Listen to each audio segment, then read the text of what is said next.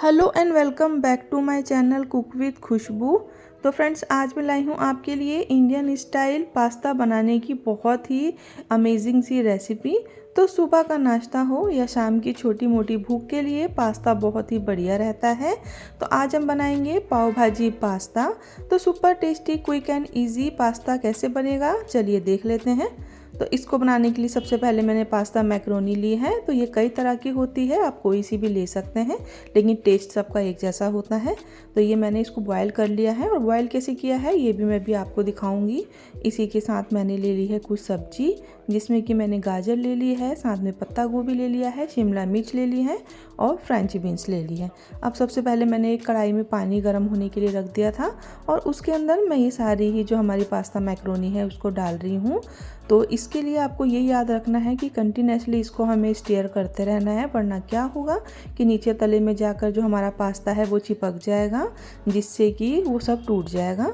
तो कम से कम 3 से 4 मिनट ही हमें इसको जो है सॉफ्ट करना है, सिर्फ 70% तक, इससे ज़्यादा कुक नहीं करना है।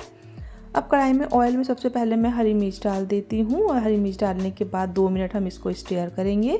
उसके बाद हम डाल देंगे इसमें प्याज। तो अगर आप खाते हैं तो प्याज ज़रूर से डालें।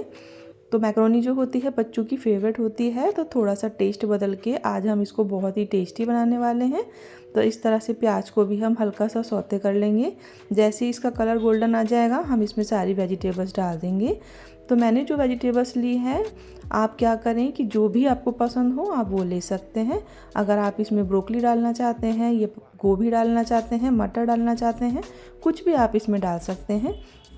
तो मैंने यहाँ पर जो शिमला मिर्च, गाजर, फ्रेंच बीन्स और पत्ता गोभी को ऐड किया है।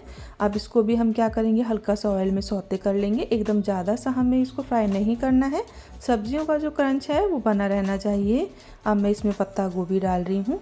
तो इसी पास्ता की वजह से बच्चे बहुत सारी सब्जियों को खा लेते हैं, तो इसीलिए हम क्या है इसमें बहुत सारी सब्जियों का यूज़ कर सकते हैं। अब इसके अंदर मैं बॉयल करा हुआ पास्ता जो है मैक्रोनी उसको डाल रही हूँ।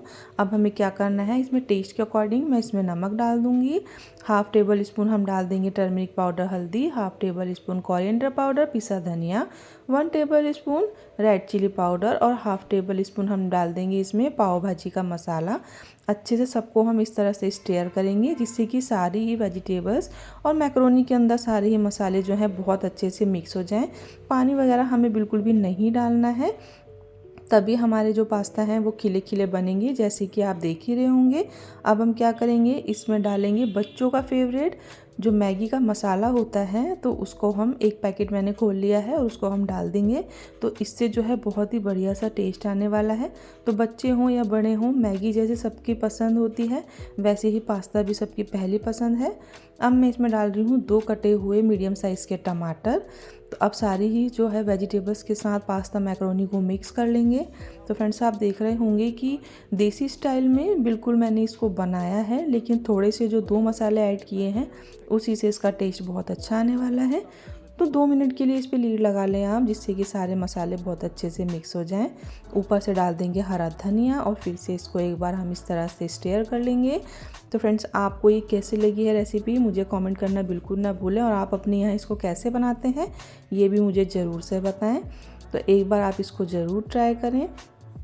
तो आप इसको क्या करें कि सुबह नाश्ते पे बना सकते हैं, बच्चों के स्कूल टिफ़िन में भी दे सकते हैं, और शाम की छोटी मोटी भूख के लिए जब भी बच्चे आपसे ज़िद करें कुछ खाने की, तो आप खूब सारी सब्जियों को ऐड करके उनके लिए ये पास्ता मैक्रोनी की रेसिपी बना सकते हैं।